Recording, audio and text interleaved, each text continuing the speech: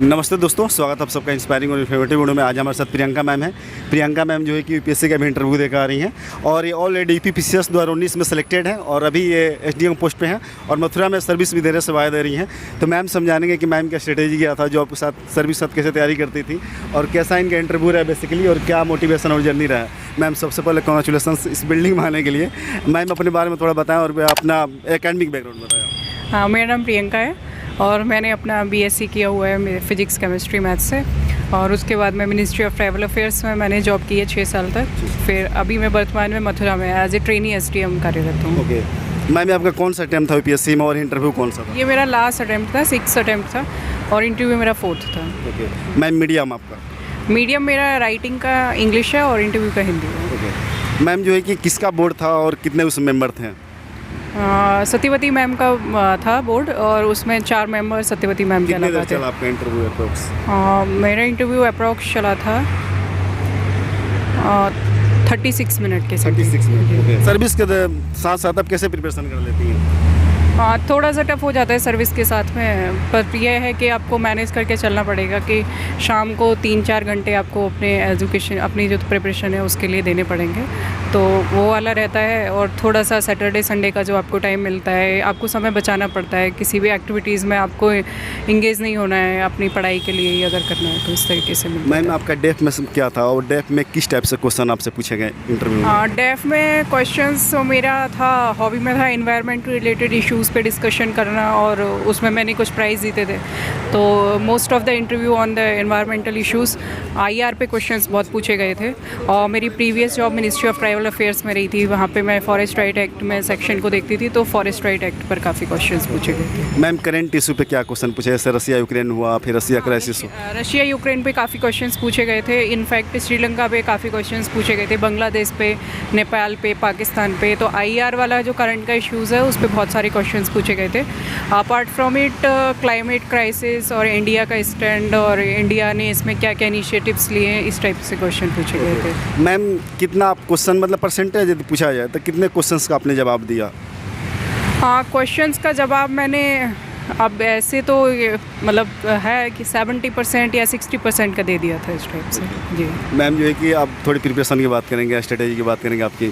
Ma'am आपका last attempt है और जो है कि आप 4था इंटरव्यू दे रही हैं, ऑलरेडी आप एसडीएम पोस्ट पर काम कर रही हैं। मैम सबसे बड़ी बात होती है कि कंटेंट को लेकर कि मार्केट में बहुत सारा कंटेंट है, तो उसको फिल्टर आउट कैसे करना, खासकर प्रीलिम्स के लिए कौन कौन सा बुक लिस्ट और नोट्स पर रिलाई किया जाए? देखिए, मार्केट में आपको बहुत सारी बुक्स मिल जाएंगी। इवन बहुत सारे कोचिंग्स के प्लेटफॉर्म्स हैं, वो आपको सिलेबस का लिस्टिंग करके देते हैं कि प्रीलिम्स में आपको कौन कौन सी बुक्स को पढ़ना चाहिए। वो हम लोग सब जानते हैं कि कुछ स्टैंडर्ड्स बुक हैं, जैसे पॉलिटी में लक्ष्मीकांत हो गई, हिस्ट्री मॉडर्न हिस्ट्री में स्पेक्ट्रम की बुक हो गई, ज्योग्राफी में आपकी एनसीईआरटी मस्ट है। और उसी तरीके से आपका साइंस एंड टेक आपका एक पोर्शन है, उसको एनसीईआरटी के साथ आपको कोई भी एक मॉडल बुक ले लीजिए, उसके साथ आपको करना है। एनवायरनमेंट का शंकर का हो गया, क्योंकि पोर्शन का भी पूछते हैं तो शंकर की जो बुक आती है वो काफ़ी यूज़फुल रहती है। उसके अलावा ये जो बेसिक मिनिमम बुक हैं ये तो सबको करनी, मतलब हम लोगों को सबको करनी पड़ती है प्रीलिम्स में। फिर ऐड ऑन करने के लिए आप टेस्ट सीरीज़ को लगा सकते हैं और कुछ बुक्स किसी पर्टिकुलर कोचिंग इंस्टीट्यूट की अच्छी आती हैं, जैसे PT 365 विज़न निकालता है, उसको भी आप देख सकते हैं। तो इस तरीके से आप प्रीलिम्स का प्रिपरेशन कर सकते हैं। मैम करेंट का बहुत इंपॉर्टेंट रोल होता जा रहा है यूपीएससी में, खास करके मतलब दिन पर दिन बढ़ता जा रहा है, तो उसको कैसे कवर अप करना है? हाँ, करेंट तो हमेशा से यूपीएससी का एक मेजर पार्ट रहा है, तो उसके लिए तो बस ये है कि मार्केट में करंट का बहुत ज़्यादा मटेरियल अवेलेबल है, तो किसी एक कोचिंग का, एक तो न्यूज़पेपर मस्ट होता है, उसके अपार्ट फ्रॉम दैट आप किसी एक कोचिंग को ले लीजिए और उस कोचिंग के जितने भी करंट से रिलेटेड जो भी मैगजीन जो वो पब्लिश कर रहे हैं, जैसे विज़न कर रहा है या राओ IAS, फॉर दैट मैटर कोई सी भी कोचिंग्स का आप करंट अफेयर्स को लेके उसको अपने आप को अपडेट करते रहिए time to time. Ma'am mains की बात करिए तो आंसर राइटिंग सबसे ज़्यादा इंपॉर्टेंट हो जाता है कि आप कैसे अपने स्किल को डेवलप कर रहे हो आंसर राइटिंग करने के लिए, तो उसको कैसे इन्हांस करना होता है, उस पर कैसे काम करना होता है? आंसर राइटिंग का देखिए किसी के लिए एक सेम फार्मूला नहीं होता कि जो शुरू में फर्स्ट अटैम्प्ट दे रहे हैं और उससे पहले 6 महीने तैयारी किए हुए हैं, कुछ लोग 4 साल तैयारी किए हुए हैं, जैसे मेरा केस था, बहुत लंबा तैयारी कर लिया था। तो जब आपको लगे कि आपको मेंस देना है, इस साल देना है, तो एटलीस्ट आपको 3 या 4 महीने तो अपने आंसर्स पे करना चाहिए, काम करना चाहिए, आंसर राइटिंग करनी चाहिए, उसको देखना चाहिए कि कहाँ पर प्रॉब्लम्स आ रही हैं, किसी एग्जामिनर से, किसी कोचिंग से जुड़ के या अपने फ्रेंड्स सर्कल में ही चेक कराइए कि कहाँ पे कमी है और उसको इम्प्रूव करिए, क्योंकि आंसर राइटिंग बहुत मस्ट होता है। ओके, मैं आंसर राइटिंग की बात में एक और क्वेश्चन करना चाहूँगा कि करेंट और स्टैटिक को जैसे रिलेट करना होता है, मतलब कनेक्ट करके लिखने की बात होती है, उसको कैसे सही किया जाए? वो बहुत ज़रूरी होता है। जब तक आप उसमें डेटा वगैरह को नहीं इनकॉर्पोरेट करेंगे तो फिर वो एक तरीके से ऐसे लगता है कि हम थियोरेटिकल बातें कर रहे हैं लेकिन उसको सब्सटेंशिएट करने के लिए अपना कोई डेटा नहीं डाल रहे हैं। तो जो हमें डेटा मिलता है, जो करंट अफेयर्स की जो बुक्स आती हैं, करंट अफेयर्स की जो मैगजीन्स आती हैं, तो उसमें डेटा काफ़ी मात्रा में रहता है। ऐसा नहीं है कि डेटा नहीं रहता है। तो उस डेटा को आप या तो हाईलाइट कर सकते हो या किसी अलग जगह नोट कर सकते हो, और फिर जब आप आंसर लिखो तो आप उसको देखो, मतलब कॉन्शियस रहो उस चीज़ के लिए कि कहाँ पे मुझे डेटा डालना है। इन केस आप आंसर लिख रहे हो, आप डेटा नहीं डाल पाते हो, तो आप उसके लिए अगली बार क्वेश्चन का आंसर उसी तरीके से लिख के देखो, उसमें डेटा कितना इनकॉर्पोरेट कर पा रहे हो, कहाँ पे डेटा की ज़रूरत है उसको डाल पा रहे हो नहीं। तो ये सब चीज़ें प्रैक्टिस से आती है। एनसीईआरटी कितनी इंपॉर्टेंट रोल हो जाती है? बहुत लोग एस्पिरेंट ऐसे बताते हैं कि एनसीईआरटी क्या ही पढ़ना, आईएएस बनने के लिए एनसीईआरटी उतना एडवांस थोड़ी है, लेकिन उसकी भूमिका कितनी है? एनसीईआरटी की भूमिका बहुत ज़्यादा है। मुझे जो अपने, अब सबके लिए पढ़ने का पैटर्न सबका अलग रहता है, सबकी जर्नी बहुत डिफरेंट रहती है, सबका अपना बुक्स का जो भी सिलेबस का जो बुक्स होती हैं उसको कोई किसी माध्यम को प्रेफर करता है, कोई किसी चीज़ को प्रेफर करता है, तो वो सबका अलग है। लेकिन अगर मेरे से पूछा जाए तो मुझे एनसीईआरटी बहुत ज़्यादा अच्छी, मतलब अच्छी इन द सेंस बहुत यूज़फुल है। और उसके साथ एनसीईआरटी आपकी एक बेसिक जो है सब्सटेंस है वो क्रिएट कर देती है। उसके ऊपर अब आपको सब स्ट्रक्चर को खड़ा करना है। आपका जो बेसिक स्ट्रक्चर है वो एकदम कंप्लीट हो जाता है। तो हमें जो ग्रास रूट लेवल, स्पेशली जो न्यू आते हैं इसमें तैयारी करने में, उन्हें तो एक बार एनसीईआरटी में रिकमेंड करूँगी कि पढ़ना चाहिए। मैम, कोचिंग वगैरह कितना इंपॉर्टेंट रोल? आपने कोचिंग यदि किया है तो उसकी कितनी भूमिका रही आपके सक्सेस होने में? ऑलरेडी आप सिलेक्टेड है एसडीएम पोस्ट पे, और यदि नहीं मिल रहा है किसी कोचिंग, रिमोट एरिया में रहते हैं इंडिया के, नहीं आ सकते दिल्ली वगैरह में, तो कैसे प्रिपरेशन करें? देखिए, कोचिंग ज़रूरी इन द सेंस ये होती है कि आपको एक बार सिलेबस का बेसिक प्रिपरेशन कोचिंग करा देते हैं, फिर उसको आपको करंट से अपडेट करना है, वो तो आपका टाइम ज़्यादा ख़राब नहीं होता। अगर आप कोचिंग ले लेते हैं तो वही मटेरियल आप कलेक्ट करने में, खुद से नोट्स बनाने में 2 या 3 ईयर्स आपको वेस्ट कर सकते हैं, और कोचिंग से आप वो 15-16 महीने में उसको कंप्लीट कर सकते हैं। और जहाँ तक अभी जो कोचिंग की बात रही है, अब तो आफ्टर कोविड पैंडमिक बहुत सारे कोचिंग प्लेटफॉर्म, बहुत क्या इनफैक्ट सारे कोचिंग प्लेटफॉर्म सब ऑनलाइन हो गए हैं।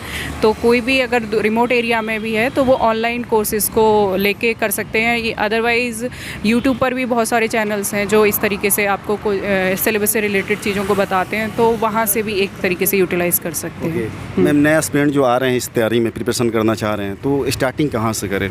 कौन से कंटेंट पर सबसे पहले वो जाए? और देखिए, ये सबके लिए अलग अलग होता है, लेकिन एज यूजुअल जैसे प्री सबसे पहले होता है, तो प्री और मेंस की तैयारी आजकल बिल्कुल एक सी हो गई है। थोड़ा बहुत पोर्शन अगर हटा दिया जाए सीसैट वगैरह का, तो प्री और मेंस में कोई डिफरेंस नहीं होता। तो एक इंटीग्रेटेड अप्रोच आप ले सकते हैं, जो सिलेबस है प्री का देखें, मेंस का देखें, और उसको मतलब थॉरोली इसको तैयार करें।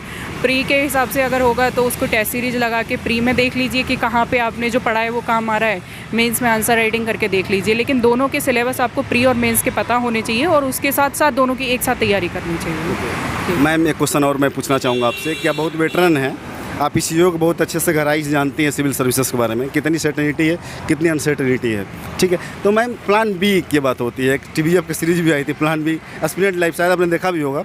तो प्लान बी क्या एस्पिरेंट को रखना जरूरी है या फिर इस पर सिर्फ रिलाई किया जाए? देखिए, इसमें मैं पर्सनली कुछ कहना मेरे लिए बहुत मुश्किल होगा कि plan be in the sense बहुत ज़रूरी इसलिए होता है कि अनप्रडिक्टेबिलिटी, अनसर्टेनिटी तो है यूपीएससी में, और हम ये बड़ा इंडिविजुअलाइज्ड टाइप का एग्ज़ाम है कि इंडिविजुअल की सक्सेस बहुत सारे पैरामीटर्स पे डिपेंड करती है। तो हो सकता है किसी का फर्स्ट अटैम्प्ट में हो जाए, किसी का लास्ट अटैम्प्ट में हो, तो किसी के लिए किसी में अगर इतना सहने की क्षमता है कि वो लास्ट अटैम्प्ट तक अगर उसकी कोई जॉब नहीं है, मान लो वो हर साल सक्सेसिवली फेल हो रहा है, लेकिन वो लास्ट अटैम्प्ट तक टिका रहा है, तैयारी करने में लगा हुआ है, उसको अपने ऊपर सेल्फ कॉन्फिडेंस है, तो वो प्लान बी को सोच भी सकता है, नहीं भी सोच सकता है। और किसी को जॉब सिक्योरिटी की बहुत ज़रूरत होती है, वो साइकोलॉजिकली अपने आप को फिट करने के लिए, एक टेंशन को रिमूव करने के लिए, तो वो ले सकते हैं पहले। फिर इकोनॉमिक कंडीशन पे डिपेंड करता है कि उनकी फैमिली का फाइनेंशियल बैकग्राउंड कितना है, फैमिली वाले कितना सपोर्ट कर रहे हैं, आपका सेल्फ डिटर्मिनेशन कितना है, कि आप पूरा टाइम पढ़ाई को देना चाहते हैं, जॉब के साथ आप चीज़ों को मैनेज कर सकते हैं। तो बहुत सारे फैक्टर्स इसमें काम करते हैं। मैम, लास्ट क्वेश्चन, 5 जून को फिर से मैम यूपीएससी प्रीलिम्स हो रहा है, जो भी एस्पिरेंट आपको सुन रहे हैं उनके लिए क्या मैसेज है, क्या कहना चाहोगे, वो कैसे काम करें? अभी अराउंड 1 मंथ जो है कि बचा हुआ है। देखिए, यूपीएससी की प्रिपरेशन काफ़ी पहले से तैयार की होगी। जो लोग इस बार प्री में दे रहे होंगे, ऐसा नहीं है कि 1 मंथ से ही प्रिपरेशन में होंगे। तो अभी जो तो ये टाइम है वो रिवाइज़ करने का है और स्पेशली टेस्ट सीरीज़ को लगाने का है और उसमें एनालाइज करो, एवेल्यूएट करो कि कहाँ पर कौन से पोर्शन में ज़्यादा कमियाँ आ रही हैं, कहाँ पे क्वेश्चंस ज़्यादा गलत हो रहे हैं। उस वाले पोर्शन को मल्टीपल टाइम्स रिवाइज़ कर लीजिए। तो ये वाला जो टाइम होता है वो रिवीजन का और अपनी स्ट्रेटजी को मैन स्ट्रीम करने का होता है। Thank you so much ma'am. इस वर्ष हम करते हैं कि आप अभी एसडीएम है, जल्दी डीएम बनिए और आपके साथ एक प्रॉपर इंटरव्यू करने का मौका मिले। Thank you so much. Thank you.